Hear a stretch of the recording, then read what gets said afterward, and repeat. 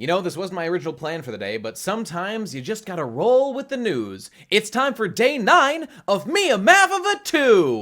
Big Dick is back in town! Bring me the back! Oh my God! Because I'm an idiot! Ladies and gentlemen, boys and girls, welcome to the new world. A world where the Final Fantasy VII Remake is not actually canceled. That's right, ladies and gentlemen, we got an announcement today, courtesy of our friends over at Square Enix. And of course, I've had a tumultuous past with the Final Fantasy VII Remake, having made a video or two about my feelings about the company and that game specifically. It was actually my biggest video on this channel for a while, my video essentially bashing the very concept, but also the execution of that first trailer we saw, oh, so many years ago. It was a simpler time back then in 2017.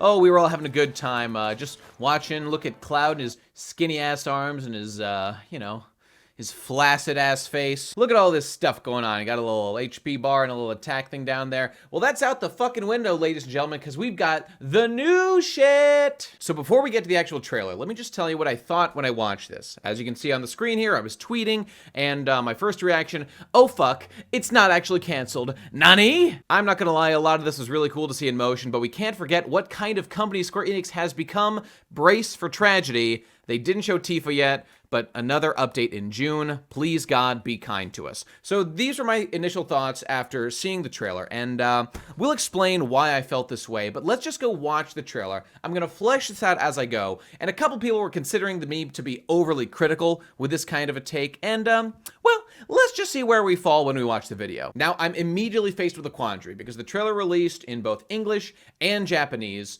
and frankly, already here we're touching on one of the issues. And this is going to be a preface to the whole thing. So, I played Final Fantasy VII when it first came out way back in 1997, or I think I actually played it in 1998, and I got a bit attached to it. It's still among my favorite games, probably my number 2 game of all time after Kingdom Hearts 2 Final Mix, and what can I say? I've got attachments. I've got emotional baggage in these characters and their designs and the layout of the game and all that good stuff. And I think at this point I played it 2, maybe 3, maybe 4 years ago at this point. And I should do it again sometime soon because it's still a great-ass game. There was a thread on V just the other day about how good Final Fantasy VII was from a new player who just played it for the first time like now. It's a great game. It's not perfect, but it's great. So here's my quandary, right? The original Final Fantasy VII had no voice acting. Obviously. I played the game in English, as Americans do, and I got to fill in the voices in my head for the characters, as you do with all old school games. And of course, there's been Advent Children, there's been Crisis Core, there's been the whole compilation of Final Fantasy VII with its dubious choices and whatnot. But that's let me hear in my ear their English voices for the last, I don't know, what, like 2 decades or something they've been doing the compilation? And so right up front, I'm forced to decide, bestie boy, what's your experience gonna be? Are you gonna go for the Japanese voices that sound kind of more alien to you at this point? Or are you gonna go for the English ones, which we all know is going to be shitty anime voice actor acting for the whole game? And I listened to it, yes, that's what it is in the trailer too. Like, it's fine, I can deal with it, but I don't really like either of those options. What I want is like just text, just like the old days, cause I'm stuck in the past. Already we're faced with a situation where a boomer individual such as myself has no way to win, so I'm just gonna stick with the English voices cause it's easier. And with that, let's watch the whole trailer. I'm not gonna pause it, we're just gonna play through, we'll react, and then we'll go back over it. Here we go.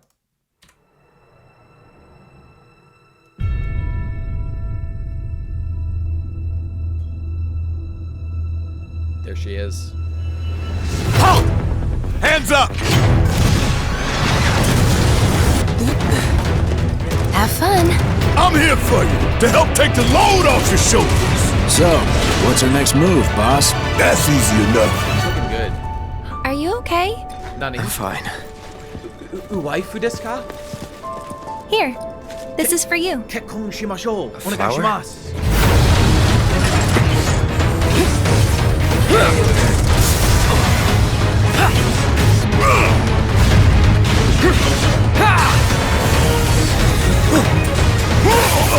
Okay. Can you bear to see the planet suffer? Cloud.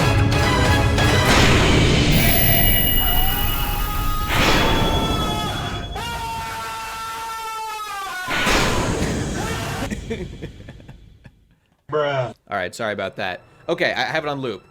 Okay, so this just brings me back to my fucking thoughts. That was, a lot of this is really cool to see in motion. It is. And it looks more developed and better than when we saw that trailer in it was in 2017, right? So it's been 2 years since then. What have they done? We know that, like, development, I think, started over in that time. Honestly, I don't really think about it that much, so not all the news is on the top of my head. To your average consumer, they're going to be like, this looks really good. And it does. Visually, things look very nice. But the thing is, let's not forget, this game is a remake. Okay, obviously. So there's the mass market who, you know, doesn't really care about how things used to be and just knows the name Final Fantasy VII. They know it's a big game. They know Cloud Okun, and they're going to jump in and play it. I think that crowd will be pleased with what we've seen so far. Then there's, like, another crowd of, like, the niche gamers who are like, okay, look, I don't care about the reputation of Final Fantasy VII. Maybe I played the original. Maybe I didn't. I'm just interested in how this game plays. Those people's opinions I'm interested in. And then there's people like me, who care about the gameplay a lot, but are also just my entire life has been steeped in Final Fantasy lore from start to finish. And here I am, you know, being forced to observe this product. I'm not being forced. I'm consuming this product that Square Enix is making, the remake of Final Fantasy VII. And just to address the whole, you know, fuck, it's not canceled. The reason I start off with something like that is because I don't see any way that this property could possibly do justice to the original version of the game. I think times have changed. I think the original writers are not going to be able to pull it off again. They're bringing back much of the old staff. Kitase, who directed the game, is now producer. Nomura, who was involved with writing the script to a small degree. It was, I believe, his idea to have Eris die in the game. Like, he is now director. Okay, so that's a big step up from, like, a character designer and occasional contributor to the plot to director. But obviously times have changed. Like, Cloud's become his baby. He's been in charge of this shit. The compilation, I think, was his doing. But the thing is, I hate the compilation. I don't like it. Advent Children sucks. Crisis Core, kind of okay. I hate all the extra baggage they gave to Zack. I know a lot of people like that game. Like, everything there, I just feel is unnecessarily adding and dogpiling onto the credibility that the original Final Fantasy VII has. But they're all not as good. So you made a wine, and it was a super high quality wine. Or maybe it wasn't even, like, amazing high quality, if you don't want to say it's, like, the best game ever. But I liked it a lot. And now they're introducing things that are changing that world. They're changing the taste of this wine. Maybe critics even say that, like, oh, this wine's actually better for XYZ reason. But when I taste it, I'm like, this is not my wine. This is not the wine that I tasted back. I miss my wine. Where's my wine? And of course, I would also argue that the baggage of the compilation is inherently going to be part of this game. Again, that is an assumption. I do not have proof of this yet. But I think with things like, I don't know, Cloud's design being Advent Children-y, you know, he's got, like, a more Asian face, which is fine. Like, I get it. It's made in Japan. But, like, Cloud's original design didn't look Asian, so to me, it's like, oh, that's changing. I'm used to the fucking Lego man. And a lot of the criticisms against what I'm saying right now are going to be things like these things are unavoidable. To make it 3D inherently involves introducing many of these problems. Like, relax. Old man, your time is over. Time to get both feet in that grave. And to that I say, we have fundamentally different things that we're looking into this game for. So if we understand that, we can understand each other. And you can decide which of my points make sense to you and which you don't care about. So with all that said, let's go back and let's fucking piecemeal go through the fucking trailer and see what we can see. Okay, step by step. We're going to hardcore analyze. We're going to do gameplay. We're going to do what little story we can glean. We're going to do, I don't know, graphics. All right, let's get into it, shall we? Okay, so the first thing right there. First, most important thing, people, and everyone needs to keep this in mind. Development footage subject to change. Okay, so let's not fall victim to the, oh my god, trailer looks so good. The game will definitely look just like this. How many times have we been fooled by that, ladies and gentlemen? So just as a basic consumer, we need to keep in mind that, like, the game could potentially get way better, or it could get worse looking. All the gameplay we're seeing now could change. So let's just keep that in mind and know that, like, what we're seeing now, you shouldn't say, like, oh, because I saw this, this is exactly what the ultimate game will be, so I'm ready to pre-order. I'm ready to throw down my money right now. Pre-ordering is always a terrible idea, but whatever. Okay, let's keep going. Okay, so right off they get us. The return draws closer. So as I understand it, this was a total surprise at the the state of play, like PlayStation, like State of the Union thing they were doing today on, what is it, May 9th, 2019. Okay, cool. So this was a surprise. I'm sure everybody shat themselves, but cool. Let's keep going. Okay, intro. You got Eris. Listen to the music though. Okay, that sounded pretty good. I don't know. I have nothing to say about that other than let's just look at Eris's face real quick. Cuz frankly it looks great. I like look at this. This looks great already. It looks beautiful. Like Eris is looking like a 10 out of 10 goddess here. Like when it comes to making Eris 3D, this is 10 out of 10. She looks incredible. I love this. Again, like you can't exactly replicate her from Tetsuya Nomura's original designs or the Lego people. I understand there's going to be some changes, things are going to be updated, and I'm just saying this looks great. Eris looks fantastic. 10 out of 10. I love her. Okay, let's keep going. Notice I'm saying Eris. We'll get back to that. Let's keep going. Oh shit. Hands up! Halt. Okay, now, I just want to say, right off the bat, okay, this is gonna, all right, we'll pause, we get there. So this is the opening sequence, and we're skipping ahead to the train ride when Cloud, okay, he says, halt, we see him. Halt. Hands up! Hands up. And there, God damn it, okay. Right there, we see our boy, Cloud, fighting the two soldiers, getting off the train at the beginning of Final Fantasy VII. This is the intro bombing mission start.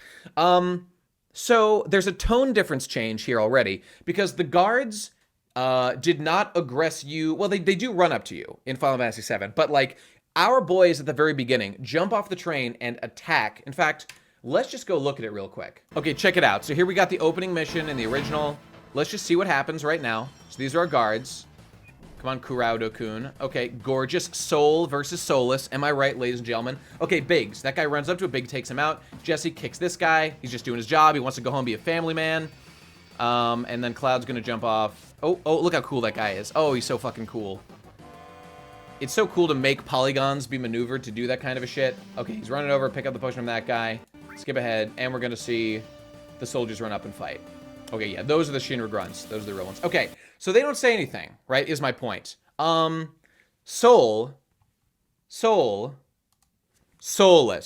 Okay, this means nothing. I guess I just don't like it as much that they say anything. It's like, I don't know, just let the fact that we're engaged in a mission speak for itself. I get it. Nobody gives a shit. Stupid baby boomer point. No one gives a fuck. Let's continue. Okay. Okay. Oh, now this is something. So right down here, we've got our battle system available to us a little bit. Might change. So we got Baron Cloud over here, HP, magic, this bar underneath, and we got the command menu. So, okay, notice that this little sequence right here is missiles being launched. That was part of this. Those are visible right there. You see that? You see these Punisher and attack down here? And then boom, that's the Scorpion thing from the opening. It's shooting missiles. I noticed that it's shooting these missiles from this perspective while the battle screen is open. So what this is telling me is that this kind of like cutscene is going to happen during gameplay, is what it seems to be. Now again, I'm not going to overanalyze this. I'm just taking it at what its face, what it appears to be right now. This is all subject to change. I'm just responding to it as it exists now. I think analyzing trailers can be kind of retarded. You can do it too much and waste everybody's time because these things are all subject to change. But you know what? Fuck it. Once in a while, you got to be a dumbass. So this whole perspective change for like an enemy to do a missile attack against you, generally, I prefer to retain perspective and retain control over my characters. You know, some of my favorite combat systems ever. Like, I mean, Devil May Cry would never take away perspective from you like this.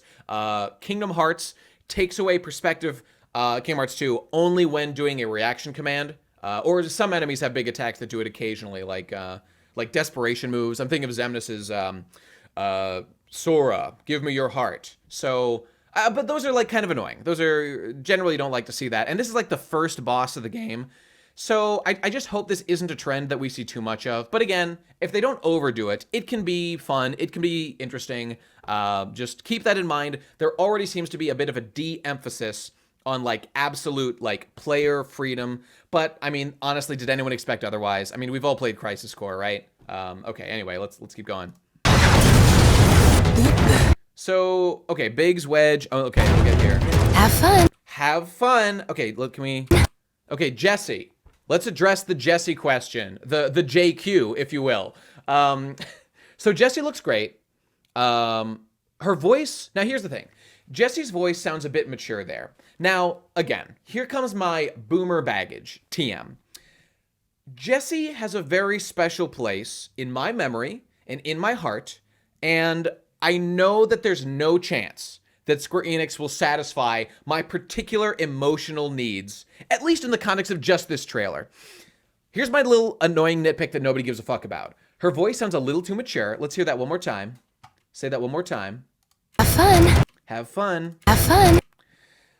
She sounds a little too mature for me. I wish that she sounded a little more like teenage and naive. You know, I forget exactly what age she was. I think she was 21, the same as Cloud. I could be wrong. I can't remember. Jessie functions in the story. Look, I'm not going to restrain for myself from spoiling Final Fantasy VII. You've all fucking seen it. So all I'll say about Jessie is that at the beginning of the game, she has a crush on Cloud that is super clear. It's childish. It's relatively shallow.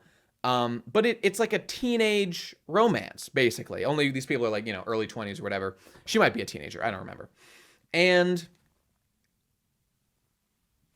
Jessie plays a very particular role in the story of being like, seems like she might be like a romantic contender, like to Tifa, to Aerith, and there's Jessie.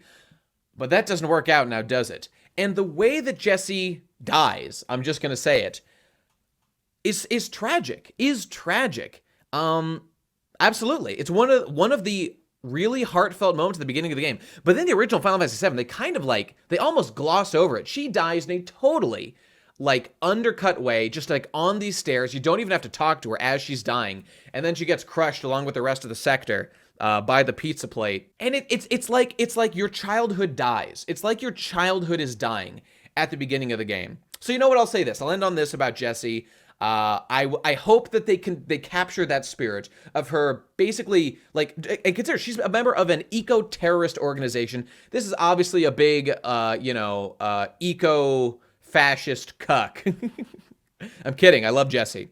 But she's fighting for the environment, and she's willing to accept casualties, so she's an idealist, right? And she's into this guy Cloud, the mysterious one who joins the team. I just hope that they give her character the particular kind of balance. And don't go over the top fucking with it either. Because here's the other fucking thing about this remake. We already know they're splitting it into parts. Like, I don't know, maybe that'll change. But the plan right now is they're splitting this game into parts. It's almost guaranteed that they end, like, part 1 of the Final Fantasy VII Remake with the escape from Midgar. Which I think that could take, like, 4 to 7 hours on, like, a normal playthrough, I think, to get out of Midgar at the beginning. I think it's very likely that that's the logical stopping point at the end of the first part of the remake. And, like, Jessie dies a bit before that. Bro, you know, they're going to milk the ever-loving shit out of Jessie's death. Because, like, they know that we all felt cucked by Jessie's death in the original Final Fantasy VII. That, like, we always thought, like, oh, I would, like, man, that so sucks. They didn't, like, give more to Jessie. That was such a damn shame. But there's value in that. There's some value to be gleaned from it as well. And all I'm saying is this is going to be the running theme here, folks. When you change things that I grew up with, that were a huge part of my childhood, I'm going to be attached. And I'm going to say, I'm going to be a harsh critic. I'm not going to just say it's bad, but I will say, you got a lot to live up to here, ladies and gentlemen. You better do this right. And, like, I've played Crisis Core. They go so hard in the motherfucking paint, like, for our boy Zack in that game. And I think it was done better in the original. It was optional to find out what happens to Zack at the end of that game. And they drag it out so fucking hard. They milk it for every ounce of milk it's got. Zack's tragic death. And it is tragic, but there's something that's going overboard. So all I'm saying is, watch out for that shit. There's no chance. We're fucked. Okay, let's keep going. I'm here for you. Okay, so look at this To right help here. take the Okay, little events, little quick time type things. Okay, this stuff like this happened in the original. I'm fine to see it again. Everything looks great here. The environment, I don't know, looks good.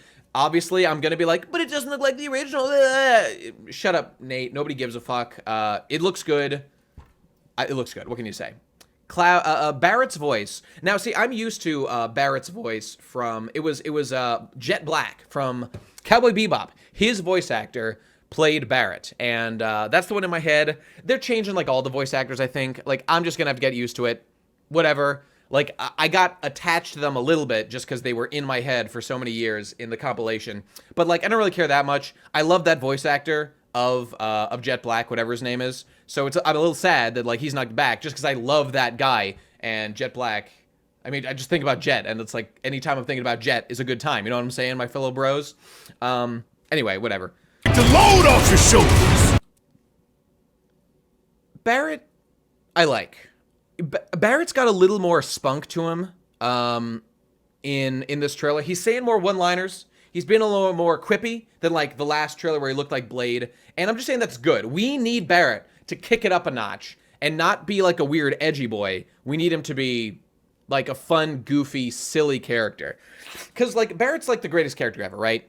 He looks like just some goofy Mr. T ripoff. And you start the game thinking Barrett's a jerk. But like after the first bombing mission, my boy, and you get home after the first bombing mission when Barrett's like, Cloud, fuck you. Do the mission, bro. Come on, what the fuck? Motherfucker, let's go. You get home and you see Marlene run into Barrett's arms and your heart melts instantly. And you're like, I get it. Yes, Barrett. Kill them all. They're making the world worse for Marlene. Kill them all. Shinra must be obliterated. I'm 120% on your side now, Barrett, because your daughter Marlene is so fucking adorable. And seeing this giant black dude with his strangely white daughter, I mean, it's like, this is everything that America should be, motherfucker. Let's go.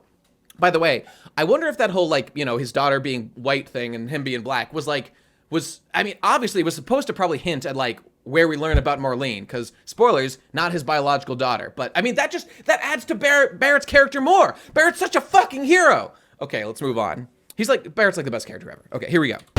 So, what's our next move? Did you see that? Did you catch that? Okay, first of all, Biggs, super sexy. 10 out of 10 would fuck. Absolutely. Now, watch this. Watch this, ladies and gentlemen, because I did research and you're going to sit through it. Okay, look at Cloud up there. Oh, you're a silly boy. Let's boop. Okay, so we see him do a spin. He does a flip. I say do a flip. He does it, and there's a big blue splash. Cast your gaze over here, ladies and gentlemen, at this menu right here.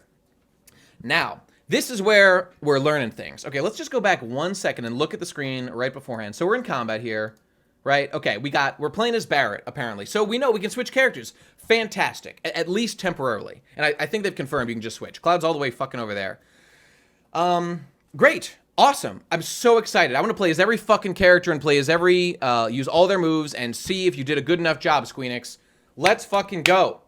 So we got back blast and attack happening down here on this commands menu. And we can see before, like, the menu is closed. Okay, right here. We see the command menu down there, but it opens with circle, but we can't see what's in it. And then, obviously, we're in combat now. I don't know if that, like, if these buttons appear when you enter combat, or if hitting the command menu makes these appear. I'm going to guess it's the former. Or I'm going to guess when you get into combat, like, they appear or whatever. Maybe not. I don't fucking know. Point is, what the hell is back blast? Okay, here's my guess. I'm guessing that back blast uses up some of these blue bars right here. And let's go see that new menu that Cloud was Off your shoulders! Right, okay, right here. So we see Cloud, he's got one empty blue gauge, and obviously this is MP over here. But I think these are two separate gauges, it looks like. So don't know what this... Oh, limit break. It's probably limit breaks now that I think about it. Or maybe the blue ones are, I don't know. Okay, so I'm guessing that these blue bars are tied to either this like back blast, like I'm guessing it's like a stronger attack, or it could be tied to this menu here. And if you look, we see this L1 shortcuts menu. Now, we know that the game battle designer for this game is the one who did the Kingdom Hearts 2 battle design. I forget his name offhand, but I've looked it up and people have told me that beforehand. That game, as we all know, has, if you hold L1, it brings up your shortcut menu. And this seems to be the exact same thing. In Kingdom Hearts, you could hold your shortcut menu button, L1, and you could assign what spell or item you want to use to it. And right here, we have Braver, one of Cloud's first limit break from the original. And we got 9 potions stacked and ready to go. And we can see right here, L2 to Tifa. Where's Tifa? She's not on screen. Where is she? How mysterious. and R2 to switch to Barrett. So I would assume this is like instant switching. This is like instant switching within this menu between characters. We don't see that during the trailer, but I'm guessing that's what that's going to be. So the question is Braver like a spell? Is Braver just like a fucking spell that you cast that uses up MP? In fact, let's see. Cloud's at max MP, but he's lost one of his blue things. So, what's our next? Now, when he did that, we see he's at full MP, unless this bar isn't actually his MP, and this is depleted. So I'm just going to guess that these bars are used to activate these fucking shortcuts here. I don't fucking know. That's my guess right now. Fuck you. Okay, moving on. So I assume that we're going to learn limit breaks and be able to use them from a shortcut menu? Maybe? I don't know. We'll have to see how that pans out. Next move, boss. That's easy enough. That's easy enough. Oh, fuck!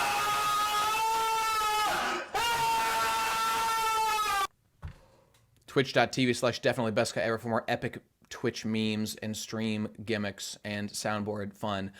So there's Eris. Let's hear what she has to say. Are you okay? Now I am, sister. Okay, so again, Eris, little uncanny valley here, but okay, you know what? She looks great. She looks great just as she did before. Look at all them teeth.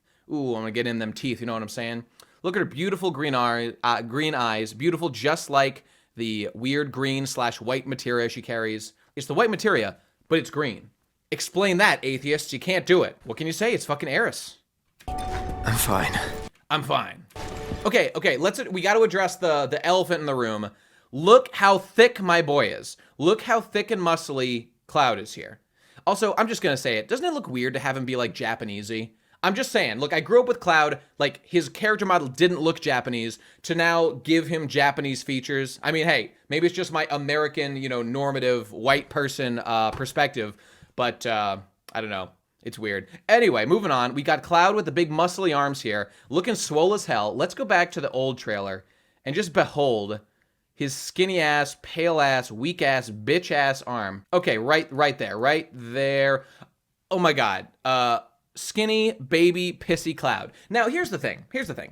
Back in the day, this wasn't a controversy with the original 2017 trailer, but like people were upset, alarmed about how skinny Cloud was. We need to consider the context that, okay, in canon, Cloud here has just recently escaped with Zack. Zack recently died from a Hojo container where he was trapped for, I think for like 4 to 5 years. He was trapped in a fucking test tube by Hojo and injected with Mako and Jadova cells. And he's all shriveled up, and this kind of makes sense, actually. But on the other hand, he holds a gigantic sword. Explain that, atheists. You can't do it. Is it Mako power?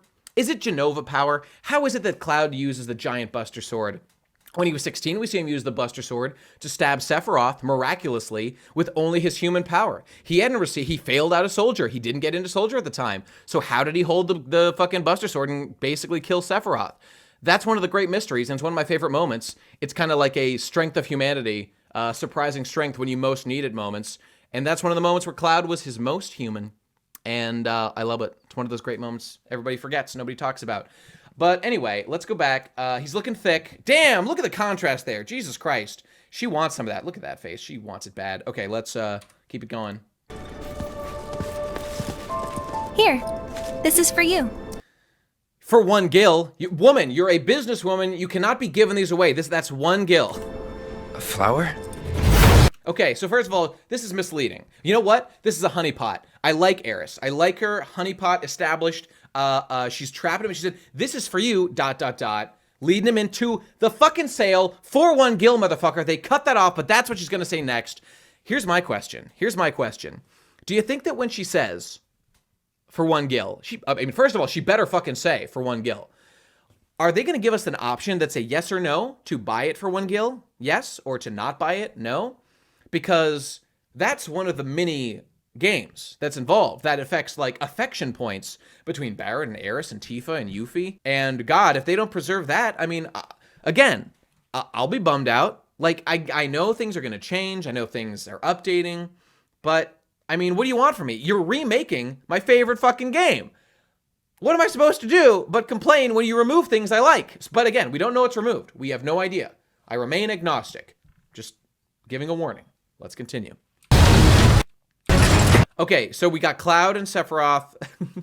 Cloud and Sephiroth. Yeah, there's Sephiroth back there. She does have Sephiroth's front hair things, if you notice. Those are very similar to Sephiroth's. They're going to fight a beast. Where is this? Where are they right now? When did Cloud and Aeris do fighting of beasts? What are they fighting right? What is that creature?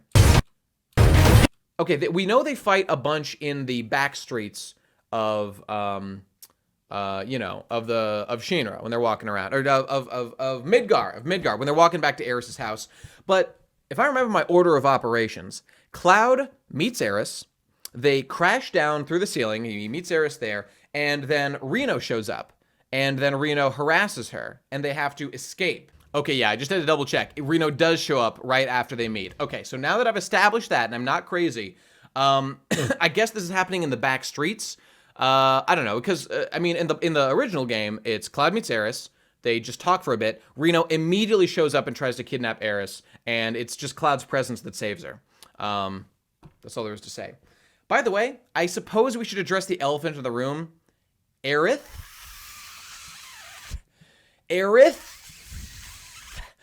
versus Aeris. Okay, now, in my video I made 2 or more years ago now, whatever it was, I go into a bunch of arguments as to why her name is Aeris, not Aerith. Okay, let's just review those quickly now.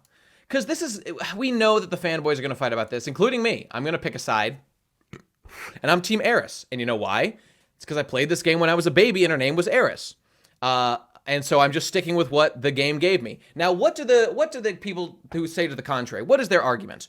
They say, well, don't you know, everybody, BGE, Aeris, her name, derives from the name Earth. They were going to name her Earth. And that's what it's supposed to be in Japanese. And in Japanese, you'd pronounce it Earisu or Earithu, because S-U and T-H-U are like the same sound effect in Japanese. Sephiroth, his name ends with the same Su, so there's some crossover. So, like, you could reasonably translate it either way, and you'd look into the way that it's pronounced. But her name is derived from Earth. That's how it is. And, okay, obviously, we've got the folks over at Square Enix are pushing the Aerith meme. They're pushing it hard. And I get it. But I just think you lost the right to change her name. This is my position. You called her Aeris. I grew up calling her Aeris, and I'm not going to change it now. I'm not going to change it now, because I've been calling her this for a million fucking years, and you're the one who made the mistake. You tried to fix it, but it was too late. Everybody, you go ahead and you call her Aerith all day. I physically have trouble saying that name, because Aerith is such a hard name to say. Now, I don't care. Call her whatever you want, but I'm sticking with Aeris, and that's fucking final. And by the way, I'm going to bring up my same argument from that last point. Are you familiar with the character Exdeath from Final Fantasy V? Now, Exdeath is a character who had a voice. They said his name in Dissidia, in his appearance there. They call him Exdeath, and his name is originally supposed to be Exodus, Exudosu, or something like that. Okay, yeah, here we go. Exudesu. So you could literally pronounce this Exudesu, or Exudeth, because you say death, desu, in Japanese sometimes.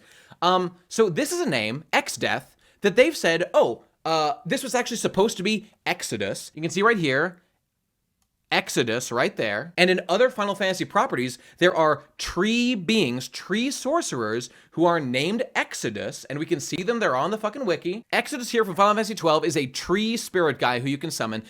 This is the real one, and this is effectively the misnamed character. But here's the thing. They stuck with Exdeath for this character. Why? Why did they stick with Exdeath for this character? It was a mistranslation of the name Exodus. I will tell you why.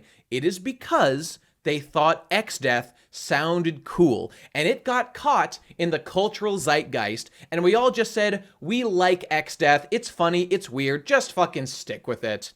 This is my same argument for Aeris. I think Aeris is more aesthetically pleasing, and it just simply is what I've gotten attached to for decades. More than 2 whole decades now, she's been Aeris to me. So, I mean, all I'm saying is, I'm calling her Aeris, and that's valid. So here goes our boy Cloud. Now, again, we see Tifa down here. No Tifa visible in the background. Okay, let's just talk about it. They're clearly hiding Tifa. They don't want us to see Tifa. Obviously, the reveal of Tifa is going to be a big deal. And they say at the end of this that there's going to be more information released in June. That's like a month from now.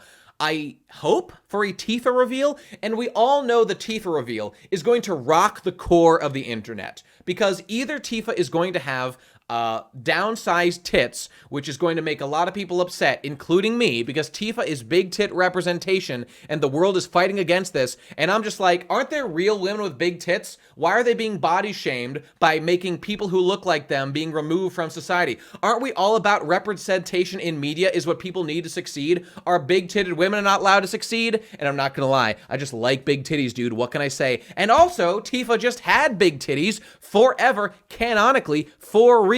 If they downsize, they're denying the original character design, and that'll make me cry because I miss them. And the other side is, what if they actually give her big honkers like she had in the original? See what I'm saying, ladies and gentlemen? This is exactly what I'm talking about, right, people? People know that Tifa is a honkin' unit. These are Tifa's famous cutscene tits that are absolutely monstrous. It's amazing that this actually made it into the game. Here's Tifa from the, like, mobile game. This is like a G-Byte game or something. Like, okay, those are huge tits, clearly. All right. This is like a CG render, I think, from the Advent Children promotional art. This is her art in Dissidia. These look a little bit smaller, but when you do comparisons to her original design here, I mean, they're about right. I think they look a little bit smaller, but I mean, check them out here. This is her in Advent Children, and I think this is accurate. I'm always wondering if they're photoshopping.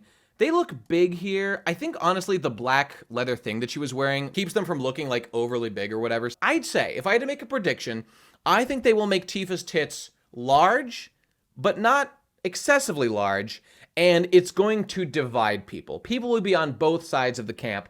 And frankly, because from the original game, they already made Tifa have variable tit size within the original game, I think there's frankly no way to justify this. I would love it if she looked just like this in the game. This, frankly, is my ideal. I hope they shoot for this. And God, we just have to see. I think this is one of the reasons they're scared to show her, because they know it's going to set the universe ablaze. But all right, let's keep going. Okay, hey, remember this metal guy? Cool, I remember that metal guy. Let's keep going.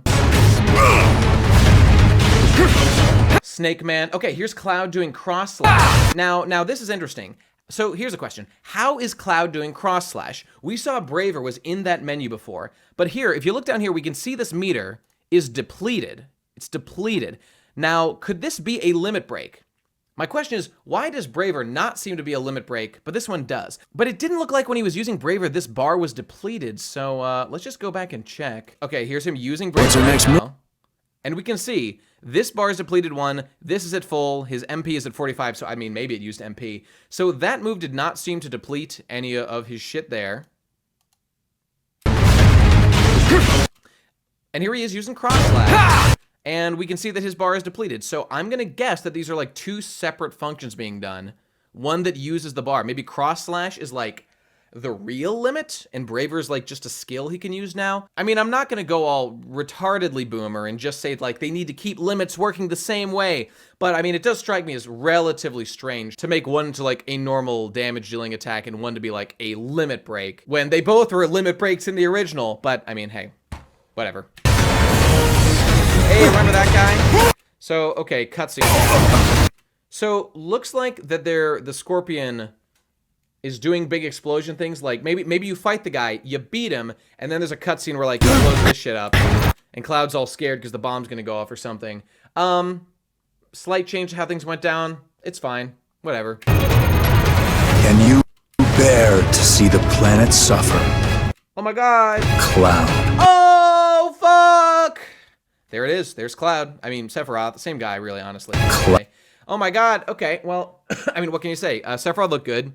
He looked relatively good in the Advent Children. I miss his gigantic hair spikes from the original, but whatever. They're making it realistic. I don't know. I don't think Sephiroth showed up this early. In fact, I know he didn't. I know that Sephiroth did not physically appear anywhere in the early game of the original Final Fantasy VII. And the most you see of him is you just hear about him being discussed with, like, President Shinra talks about, like, you're no Sephiroth, you're just, like, a failure or something. I think he mistakes you for Zack. And Sephiroth, the most we see of him is his sword, impaling President Shinra in the Shinra HQ. And that was one of the most ominous, amazing moments in gaming history, specifically when you break out of your jail cell because everything's mysteriously open and there's blood on the floor.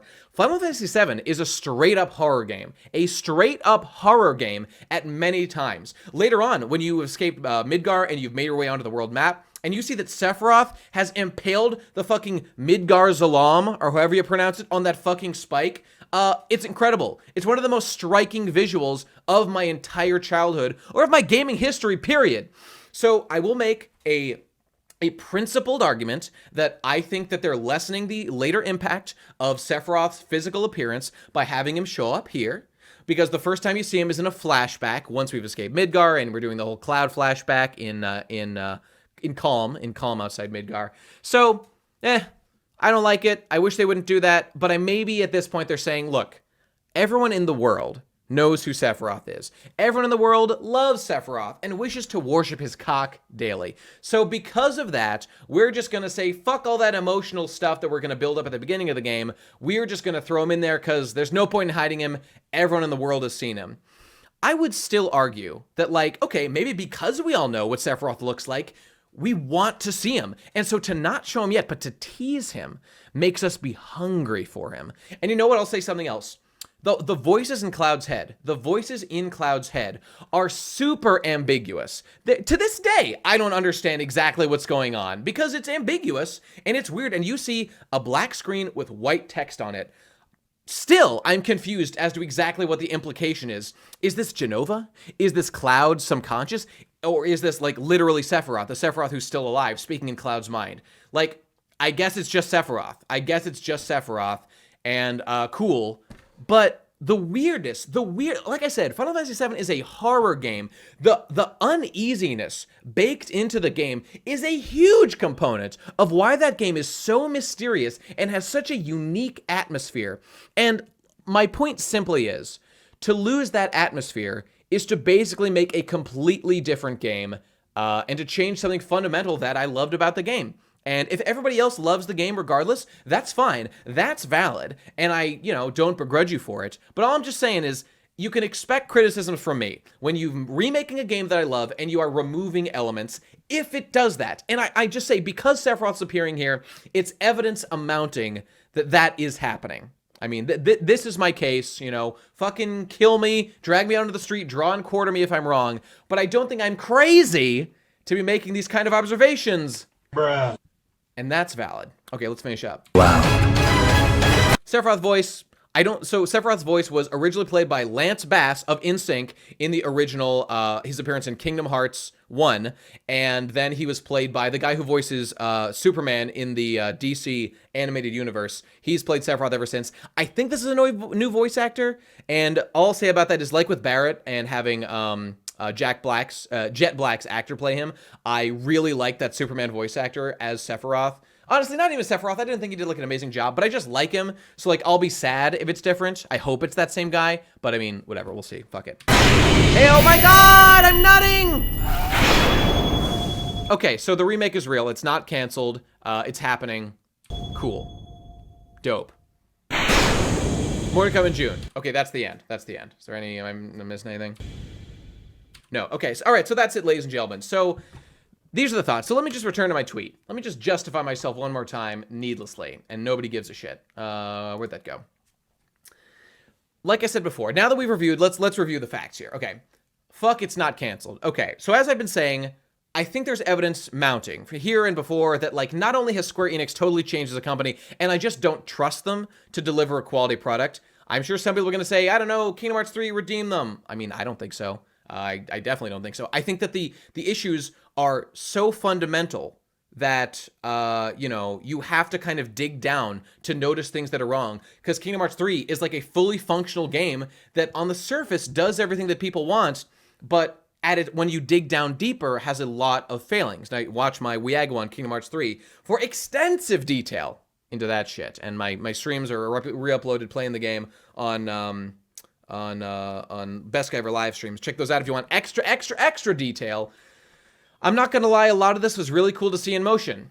Seeing Jessie in 3D, dope, cool. But there's still something inside me that's like, that's not my Jessie. That's not my Jessie. This isn't my Barrett. This isn't my Cloud. This isn't my Tifa. In fact, I can't see her. She's invisible now. Where is she? Those feelings, honestly, Eris feels, I like Eris the best of all the characters we've seen so much. I think Eris looks the most dope. But here's the thing about Eris. Eris is a playful, okay, people joke that she's a slut and that she's like a prostitute. I find those rumors to be truly laughable and a pure meme. So, I mean, as long as people are saying it as a meme, great. But if ever there's a serious discussion, they're like, you know she's a prostitute. I will say, stop. That's a joke. She's not a prostitute. That's a joke. Good one. Now let's move on. The seeing things realized in 3D gives one a initial visceral positive reaction. It's fun to see the things I like reimagined this way. This is why Dissidia was such a beloved game to me for so long. But the thing is, Dissidia wasn't trying to reinvent the wheel. It was taking Cloud, for example, out of his game, slapping him in a fighting game and say, go fight Squall for the first time ever. It's like alt reality stuff, and it did a really good job at realizing Cloud in many ways, and like all the other Final Fantasy characters, realizing them and turning them into, you know, fighting game characters. They changed the characters in many ways. They tried to keep their personalities the same, but like Cloud was already Advent Children-ified, and so he was already not McCloud. Let's Mosey. There's a reason, people, that MIAMAFV Day Zero began with a video called Let's Mosey. It's because that's my Cloud. That is my fucking Cloud right there. Look at this boy. Look at this boy. All right, look at this boy right here. Look at this boy right here. Okay, here we go. Here we go. Let's get going, Cloud. Let's get going. See, this is what I'm talking about right here. And watch this. The characters proceed to roast him. All right, come on. Sid, I know you want to say it. I know you want to say it. There you go. See, Sid is fucking roasting his ass. Sid, who was like the leader while Tifa and Cloud were out of commission. Sid took over as like the weird, awkward leader that nobody expected to lead the party for a while. Stop saying it like a wimp. See, this is after Cloud has gone through his entire emotional journey and he's become like the weird try-hard kid that he was at the beginning of the story. I mean, frankly, to be fair, it's not like we see a lot of visible difference in the way that Cloud behaves. Final Fantasy VII, look, I would never argue it's like a perfect game. It does everything it sets out to flawlessly. Like, but the thing is, it's an imperfect game of its time, right? It gives us so much room to fill in the blanks in our mind. Having things like voice acting and all the delicate kind of animation that is going to be involved in making the remake, like, what that's going to be, okay, this is a problem with remakes in general. It's going to fill in these kind of blanks that you or I project onto this. The voice I'm hearing for Cloud right now, and for Sid and Tifa and all these people, like, those blanks that we use our imagination for, like when you're reading a book, those will be filled in by the minds of the current creators. And you know, if they had all the technology back in the day, and they made the game that exists now, like, sure, they probably would have filled in all that detail, and we would have gotten a very different package than what we got here. One of the things I'm arguing for, it's a tough position to argue for, is leaving gaps. I'm arguing for I want less information because a lot of what I liked was kind of self-projected, not in a narcissistic way, but it's an inherent thing to the medium of the time. And now times have changed, and just inherently we've got all this extra stuff that's being added, like, you know, like I said before about a Cloud's Japanese features. Like, looking at Cloud here, like, I'm just reading this, American white boy, like, I just project onto Cloud, like, oh yeah, he's like an American white dude like me. I mean, he looks like one. You know, the fact that this game was made by Japanese people didn't, like, inform my experience about it, and that's neither correct nor incorrect. Cloud exists in Midgar, in, like, this weird dystopian area that's, like, I mean, it's, like, vaguely New York-y. It doesn't really matter. It's, like, miscellaneous city. So these are fictional characters. You can project anything onto them that you want. Like, obviously, Yuffie Kusaragi, like, there's some grounds to stand on that she's probably Japanese, but even then, these are characters, we can see what they look like in their designs, and they look cartoony. Look at this crew. Look at this badass, based as hell crew. Like, this, canonically, is what these characters look like. So now that I just see these extra detail of, like, they're like, oh no, by the way, just so you know, like, Cloud has actually, like, truly Japanese features. Like, it's neither bad nor good. What it is not what I had in my head previously. And again, I'm sure this is one of those points. People who never played the game, they couldn't give less of a shit. You know me, I love weeb shit. Obviously, I got no problem with him, like, actually being Japanese. But what it is, it's It's a disconnect that I'm experiencing. Cloud used to look like a literal cartoon man. Now he looks like a Japanese man. This puts in my head like weird revisionist history where I'm like, oh, the Cloud that I grew up with is no longer that Cloud. He's like this other guy who's, you know, Japanese as opposed to whatever miscellaneous white boy I thought he was. I mean, look at Barrett. Barrett's black. I mean, he's black then, he's black now. I'm just saying, like, there's no disconnect there. He was always like a black dude. I suppose his skin looks a little different and his character design changed. But unlike this one point, like, my point is there's no change there. It's the same ethnicity, whereas with Cloud, it's visibly changed. They have added information to that, and now, like, sticking that into my brain is something that I have to adjust to. This is what happens with remakes. It's like with the Resident Evil remake. They just updated Claire's appearance. He just looks like a real-life person now in the Resident Evil 2 remake that she didn't used to look like. She's got a model. That model exists in the real life. She's now in the video game. That's probably weird for people to adjust to. It certainly is for me. Not an identitarian point or anything. This is a point about changing information. It's not an identitarian thing. I couldn't give less of a fuck. But, I mean, that's it, ladies and gentlemen. This is the story of my entire experience as I play through this game when it eventually comes out, which I will play. Because, I mean, legitimately, I don't know for a fact this game will be shit. I say I have large expectations it will be bad, which is what I kind of tried to convey in this. I mean, yes, I lead off with, oh, fuck, it wasn't canceled. Which, believe it or not, is what I was trying to convey here. I'm saying brace for tragedy because I very much believe that have low expectations in the things that you do in life so that you can be pleasantly surprised and you don't end up disappointed a lot. That's what I do. And I just think for something like this, Square Enix's track record, man, Final Fantasy 15, I mean, for me, very disappointing. Kingdom Hearts 3, like, you know, 7 out of 10 game, and as I think about it more, it starts to dip a little bit. You know, maybe DLC and the new critical mode that came out, like, I have to dig into those. Hopefully those will improve things. But I mean, why? Why should I hope? I think people want me to hope because they enjoy a positive hype cycle. But one of the things I'm exactly trying to do here is fight against the hype cycle. The hype cycle is what leads to bad times, and I don't want people to have a bad time. I want them to have exactly as good or bad a time as the product dictates. My reasons for enjoying or disliking are my own, and yours will be as well. But, like, I'm basically laying out a line in the sand here. I'm against hype culture, completely. I don't believe in it, and I don't want it, and it does way more bad than good for the world. So, this is my principled stance to continue shitting against these guys. I've got the justification. I've been playing these games since I was fucking 8 years old. I know every fucking game in the Final Fantasy series. No, I'm not in, like, an encyclopedic knowledge who's done every single thing. I haven't even gone back and beaten Emerald and Ruby Weapon. Those are still on my fucking bucket list I gotta do. I know. Shocking. Although, yes, I have gotten a gold Chocobo in Knights of the Round, so fuck you. Ladies and gentlemen, let's leave it right there. I think you know where I stand, and you can take that and do with it what you will. I'm not trying to interrupt anyone's good time. I'm just trying to say that rely on the facts. Don't rely on blind hope for a company that, in my opinion, has done us dirty time and time again. The remake being split into parts. Are they going to charge us $60 for a third of a game? I'm not even going to go into the whole 3-disc thing because it's beneath me. You know that's not the same. Being charged $60 per disc. Now, how's that for an apt comparison? But I don't know, man. Maybe they'll sell them for 20 bucks a pop. Do you think that's possible? I don't. I think it's so unbelievably unlikely they don't charge full price for each of the parts of this game.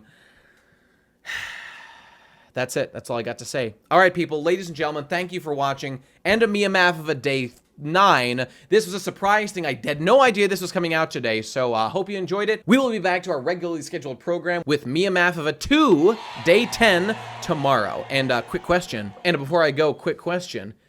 How's that entry coming to the film festival? Hashtag MIAMAFV 2 Film Festival. Are you working on it? Have you started yet? If you want to enter, why haven't you started it yet? How's your script? How's your frames? How's your fucking storyboard? Are you better get rolling? Those days are ticking by. You've got 13 days left, ladies and gentlemen. And with that, I will see you soon. Have a beautiful night. I will see you tomorrow. MIAMAFV 2 continues. Bye.